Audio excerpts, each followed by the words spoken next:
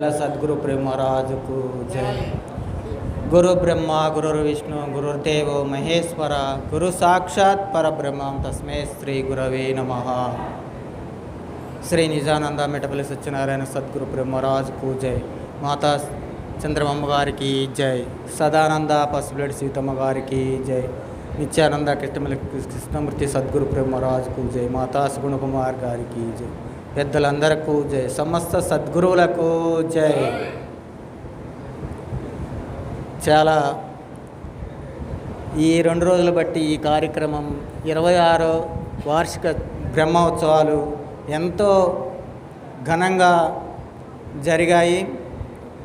మరి అట్లా జరిపించినందుకు మరి నిజానంద ఫౌండేషన్ వ్యవస్థాపకులు శ్రీ కృష్ణమూర్తి గారికి, మరి ఇక్కడ సహకరించిన భక్తులందరికీ మరి పేరు పేరున ధన్యవాదాలు తెలుపుకుంటున్నాను.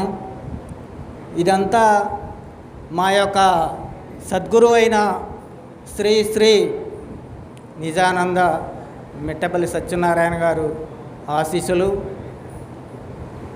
ఈ మందిరం నిర్మాణం జరిగి 26 సంవత్సరాలు అవుతుంది. అమ్మగారు సదానంద పసుపులేటి సీతమ్మ గారు ఒకసారి మన అందరికీ తెలిసిన విషయాలే మళ్ళీ ఒకసారి గుర్తు తెచ్చుకోవడానికి నేను తెలియజేస్తున్నాను. మరి మంచాల కోటేశ్వరరావు గారని ఈ ప్రాంతంలోనే ఫస్ట్ ఇల్లు కొనుక్కున్నారు. తర్వాత దాంట్లో రేకుల షెడ్డాలుగా వేసుకున్నారు. ఆ పైన గృహప్రవేశానికి కానీ అమ్మగారిని ఆహ్వానించారు ఇక్కడికి, ఈ సుభాష్ నగర్ ఫస్ట్లో ఇదంతా చాలా కంప చెట్లే ఉండేవి, ఒక్క బిల్డింగ్ కూడా లేదు, ఆ ఒక్కటే ఉండేది అక్కడ. ఆ పరిస్థితుల్లో అమ్మగారు ఇక్కడికి వచ్చి మరి చూశారు. అంతకుముందు అమ్మగారు సీతమ్మ గారు కొత్త ఉమామహేశ్వర గారు అమీర్పేటలో ఎల్లారెడ్డి కూడా అనూష అపార్ట్మెంట్ దగ్గర వారి గృహం ఉంది.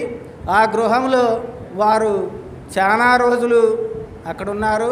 అంతకుముందు ఉపదేశం తీసుకొని జగ్గాపేట నుంచి మా గురువు గారైన వైరా గ్రామంలో చాలా సంవత్సరాలు ఆడే ఉన్నారు.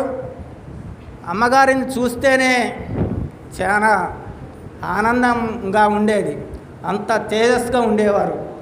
మేము ఫస్ట్ అమ్మగారిని చూసి వీరు బ్రాహ్మణ్స్ ఏమో, అసలు ఇంత సున్నితంగా ఇంత ఆచరణగా ఉండేది, అదంతా చూస్తే మాకు చాలా ఆనందం వేసేది. అందులో అప్పట్లోనే మేము 86లో అది ఓపెన్ అయింది, ఎక్కడ వైరాలో. అప్పటికే అమ్మగారు ఉపదేశం తీసుకున్నారు. 88లో నేను అమ్మగారికి పరిచయం. 88వ సంవత్సరంలో నేను వైరా ఆశ్రమంకి వచ్చాను. వస్తే అయ్యా ఇంత చిన్న వయసులో నువ్వు గురువుగారి దగ్గరికి ఏమి కావాలని వచ్చావు అని అడిగారు. అడిగితే అమ్మ అయ్యగారు బోధ చెప్తున్నారు, మాకెంతో ఆనందంగా ఉండేది, అందుకనే అయ్యగారి దగ్గరకు వచ్చాము. అది వారికి ఎంతో సంతోషం ఇచ్చింది అన్నమాట. ఈ వయసులోనే మీకు ఆనందం కలిగించే మా గురువుగారైనా అట్లా బోధ చెప్పారా మీకు అనే ఉద్దేశం వారిలో కలిగేది. వారు కలిగింది కాకుండా వారి ఆచరణ కూడా ఏ రోజుకి ఆ రోజు వారు మాట్లాడుతుంటే ఎట్లుండేదంటే కొత్తగా అనిపించేది అనమాట. అమ్మగారు మాట్లాడుతుంటే ఏ రోజుకి ఆ రోజే కొత్తగా ఉండేది.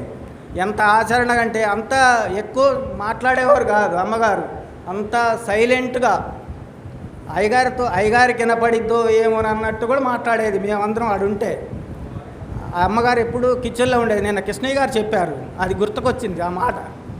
అమ్మగారు ఎప్పుడు కిచెన్లోనే ఉండేది. మా అమ్మగారు తోడుతా కిచెన్లో ఉంటూ అయ్యగారు హాల్లో ఉంటే ఆ హాల్లో మాట మళ్ళీ అయ్యగారికి వినపడిద్దో ఏమో, అయ్యగారికి వినపడిద్దని అంత చిన్నగా మాట్లాడేవారు సీతమ్మ గారు. అయితే ఇంకా చెప్పుకుంటూ పోతే చాలా దూరం వెళ్ళిపోతుంది ఈ సభ. మరి సమయం కొంచెమే ఉంది, అందుకని 26 సంవత్సరాలు అయింది. ఇది అంచెలంచెలుగా ఫస్ట్ కొంచెమే వేసాం ఫౌండేషన్, దీనికి శంకుస్థాపన చేసే రోజు కూడా మరి మా సోదరులైన కృష్ణమూర్తి గారు ఇట్లా బాజీ మనం హైదరాబాద్ వెళ్ళాలి, మరి శంకుస్థాపన ఉంది, అమ్మగారు చెప్పారు తప్పనిసరిగా మనం వెళ్దాం అని అంటే, నాతో పాటు మా ఫ్రెండ్ కూడా మా ఇంట్లోనే ఉన్నాడు. మా ఫ్రెండు, నేను, అయ్యగారు ముగ్గురం కలిసి ఇక్కడికి రావడం జరిగింది. శంకుస్థాపన చేయటం జరిగింది. ఆ తర్వాత కట్టడం జరిగింది. తర్వాత అంచెలంచెలుగా ఒక రూమ్ పెంచడం, తర్వాత మళ్ళీ హాల్ పెంచడం, తర్వాత ఇంకా బాల్కనీ పెంచడం, తర్వాత వాస్తు లేదంటే వాస్తు సరి చేయటం, ఇవన్నీ మరి మా అయ్యగారు దయ, అమ్మగారు కృషి. అమ్మగారి కృషి ఎలా ఉందంటే నిస్వార్థంగా చేసేది. ఇదంతా అయ్యగారికే ఏ రోజుకైనా ఒప్పచెప్పాలన్నారు, ఒప్పచెప్పారు. అందుకు మాకు చాలా ఆనందంగా ఉంది. అటుపైన ఆచరణ అంటే చాలా గొప్పతనంగా ఉండేది మా అయ్యగారికైనా సీతమ్మ గారికైనా. ఆచరించడం చాలా కష్టం.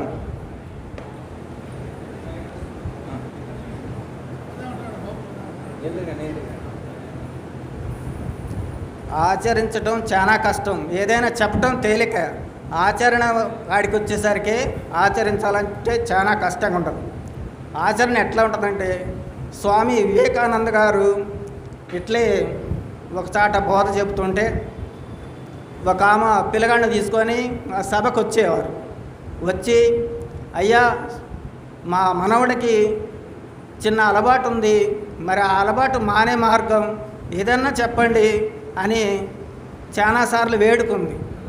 స్వామి వివేకానంద గారు ఆ చిన్నపిల్లగాడికి ఏ అలవాటు ఉందో ఆయన గారికి కూడా అదే అలవాటు ఉందంట. అమ్మ, నేను అంత తేలిగ్గా చెప్పేవాడిని కాదు, నేను ఆచరిస్తా, అది సాధ్యపడితే నేను మీ మనవడికి కూడా మానేమని చెప్తా అని అన్నారు. ఆ మనవడికి ఏముందంటే ఆ పిల్లగాడికి బెల్లం తినే అలవాటు ఉంది. అట్లే స్వామి వివేకానంద గారు కూడా బెల్లం తినేదంట. అది బెల్లం మానేసి అప్పుడు చెప్పారంట, 10 రోజులు మానేసిన తర్వాత. అదిగో ఆచరణ అంటే అలా ఉండాలి. గురు భక్తులకైనా, గురువులకైనా, మామూలు భక్తులకైనా, మానవులకైనా ఆచరణ చాలా గొప్పది. ఆ గొప్పతనం ఉంటే సాధ్యపడుతుంది. అట్లే మా అయ్యగారు, అమ్మగారు చాలా ఆచరణ. వాళ్ళు దేనికైనా సిద్ధంగా ఉండి వాళ్ళు మానుకొని అది వాళ్ళకి సాధ్యమైతేనే మనకి చెప్పేవారు. అయ్యా ఈ బాట మంచిది, ఈ బాటను వెళ్ళండి అని ప్రతిరోజు చెప్పేది. ఏదైనా అప్పుడు వైరాలో సభలు జరిగాయి, 2000 మంది 3000 మంది వచ్చేవాళ్ళు. ఆ రోజుల్లో కూడా ప్రతి ఒక్కరిని ఇట్లా రాని వాళ్ళని కూడా పిలిచి, అయ్యా మీరు స్టేజ్ మీద కనపడండి, పరిచయం కాండి అని మమ్మల్ని చిన్నప్పటి నుంచే చెప్పేది. అయ్యా మాకేం వస్తుంది మాట్లాడటం, మాకేం రాదు కదా అని మేమందరం అనేది. ఇప్పుడు కృష్ణయ్య గారు కూడా అదేవిధంగా అందరినీ రమ్మంటాం, పిలవటం, చెప్పటం. నీకేమి రాకపోతే గురు బ్రహ్మ శ్లోకమైనా వస్తుంది కదా, ఆ శ్లోకమన్నా చదివి అందరికి వినిపియ్యా అని అనేది మా గురువుగారు. అట్లే ఇప్పుడు గురువుగారు కృష్ణమూర్తి గారు కూడా అందరినీ పేరు పేరున పిలుస్తున్నారు. వారికి ధన్యవాదాలు. జై సద్గురు మహారాజుకు జై. ఇతర సద్గురు ప్రభు మహారాజుకు జై. అమ్మ, మరి బాజీ గారు గతంలో ఉన్నటువంటి ఆశ్రమం పుట్టుపూర్వోత్తరాల కాడి నుంచి కూడా ఇప్పటి వరకు జరిగినటువంటి విశేషాలన్నింటినీ కూడా సూచించారు. ఎందుకంటే మా ఆచరణ ఉన్నప్పుడే సిద్ధి అనేటువంటిది సిద్ధిస్తుంది, లేకపోతే అది అయ్యేటువంటిది కాదు. ఎక్కడ వేసిన గొంగలు అక్కడలాగే ఉంటుంది. అందరికీ జై గురు. మరిన్ని ఆధ్యాత్మిక రహస్యాల కోసం అచల బోధ, ఆత్మబోధ, భగవద్గీత, అలాగే పండుగల్లో దాగిన అర్థాలు, అంతరార్థాల కోసం మరియు యోగము, ధ్యానము మొదలైన అనేక ఆధ్యాత్మిక తెలుగు ప్రవచనాల కోసం క్రింద ఉన్నటువంటి రెడ్ కలర్ సబ్స్క్రైబ్ బటన్ను క్లిక్ చేయండి. అలాగే ప్రక్కనే ఉన్నటువంటి గంట సింబల్ను నొక్కండి. అలాగే ఈ వీడియో మీకు నచ్చినట్లయితే లైక్ చేయండి మరియు షేర్ చేయండి. జై గురు.